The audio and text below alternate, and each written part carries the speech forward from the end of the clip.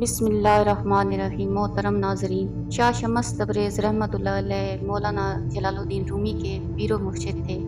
یہ ان دنوں کا واقعہ ہے جب مولانا رومی شاہ شمس سے واقف کار نہ تھے۔ ایک دن شاہ شمس تبریز مولانا رومی کے مکتب جا پہنچے۔ وہاں مولانا رومی بیٹھے کچھ کتابوں کا مطالعہ کر رہے تھے تو شاہ شمس نے ان سے پوچھا، یہ کیا ہے؟ انہوں نے ان کو کوئی عام ملنگ سمجھ کر جواب دیا، یہ وہ علم ہے جس کو تو نہیں جانتا۔ شاہ شمس یہ جواب سن کر چپ ہو رہے۔ تھوڑی دیر بعد مولانا رومی کسی کام سے اندر کسی جگہ گئے، واپس آئے تو اپنی وہ نادر و نیاب کتابیں غائب پائیں۔ چونکہ شاہ شمس وہیں بیٹھے تھے، ان سے پوچھا گیا۔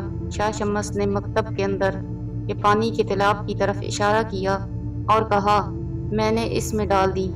یہ سن کر مولانا رومی حیران پریشان رہ گئے، جیسے کاٹو تو بدن میں لہو نہیں۔ اتنی قیمتی کتابوں کے ضائع ہونے کا احساس ان کو مارے جا رہا تھا۔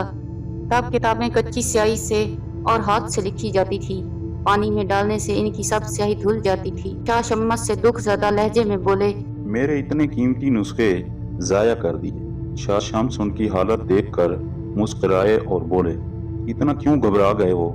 ابھی نکال دیتا ہوں۔ یہ کہہ کر شاہ شمس اٹھے اور تالاب سے ساری کتابیں نکال کر مولانا رومی کے آگے ڈھیر کر دی۔